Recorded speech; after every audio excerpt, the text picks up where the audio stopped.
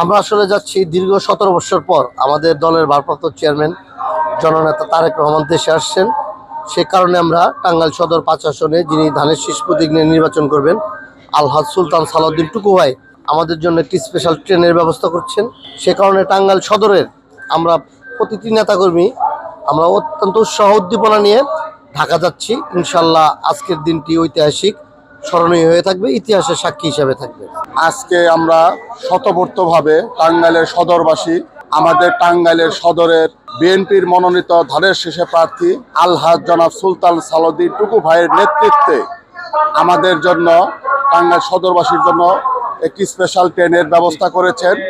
স্বতঃস্ফূর্তভাবে আমরা আমাদের দেশটা জনাব তারেক রহমান 17 বছর পরে বাংলাদেশে অবস্থান করতেছেন, তাকে রিসিভ করার জন্য আমরা সদরবাসী স্বতঃস্ফূর্তভাবে আমরা ঢাকার উদ্দেশ্যে এই টাঙ্গাইল ঘারিন্দা রেল স্টেশন থেকে রিসিভ করার জন্য ঐক্যবদ্ধভাবে আমরা ঢাকা এয়ারপোর্টে রিসিভ করার জন্য যাচ্ছি। আমাদেরকে বলে বোঝাতে পারবো না যে আমাদের দেশটা জনাব তারেক রহমান 17 বছর পরে আজকে বাংলাদেশে মানুষের আশা আকাঙ্ক্ষার প্রতীক, আস্থার প্রতীক, কি পরিমাণের উৎসাহ উদ্দীপনা এটা আপনারা যারা সাংবাদিক ভাইয়েরা আছেন আপনারা দেখতে পাচ্ছেন। কাজেই এটা বলে বোঝাতে পারবো না।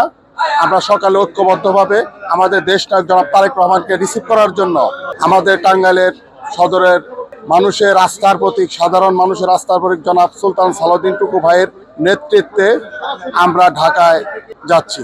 আমরা ঈদের দিনের মতো উৎসবের মতো আমরা ঢাকায় যাচ্ছি।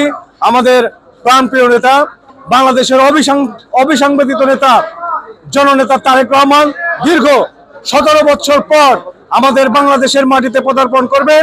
সেই উপলক্ষে আমরা ঢাকার উদ্দেশ্যে আমরা যাত্রা শুরু করেছি। আমরা চাই আগামীতে বাংলাদেশে জনগণের ভোটের মাধ্যমে ইনশাল্লাহ বাংলাদেশ জাতীয়তাবাদী দল ভোটের মাধ্যমে সরকার গঠন করবেন এবং সেই সরকার গঠনের মাধ্যমে আমাদের প্রাণপ্রিয় নেতা জননেতা তারেক রহমান আগামীতে বাংলাদেশের প্রধানমন্ত্রী হিসাবে দায়িত্ব পালন করবেন। সেই উদ্দেশ্যে আমরা আজকে ঢাকার উদ্দেশ্যে রওনা হচ্ছি। আজকে আমাদের মানুষের মুসলমানের দুইটা ধর্মীয় উৎসব, দুইটা ঈদের উৎসব। সেই ঈদের উৎসবের চাইতে আজকে আমাদের আনন্দের দিন। আজকে দীর্ঘ প্রায় 18 বছর পরে আমাদের দলের ভারপ্রাপ্ত চেয়ারম্যান প্রাণপ্রিয় নেতা জননেতা জনাব তারেক রহমান দেশে আসছেন। এটা অনুভূতি আমাদের ব্যক্ত করার মতন ভাষা আমাদের নাই। দেশ আজকে নতুন করে প্রাণ পাবে, দেশ নতুন করে শক্তি সঞ্চারিত হবে। যেভাবে তিনি জুলাইয়ের আন্দোলনকে বেগবান করেছে, দেশটাকে একটা গণতান্ত্রিক ফ্যাসিস্ট মুক্ত করেছে, আগামীতে ঠিক সেইভাবে দেশটাকে সুন্দরভাবে সবাইকে সাথে নিয়ে উনি ইতিমধ্যে ঘোষণা দিয়েছে জাতীয় ঐক্যের সরকার গঠন করবে।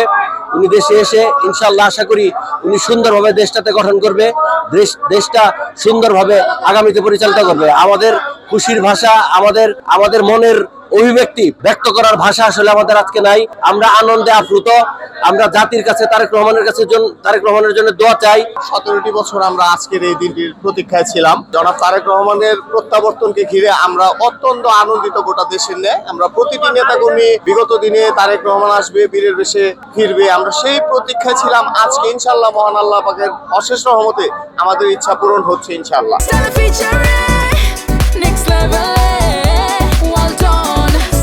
By side free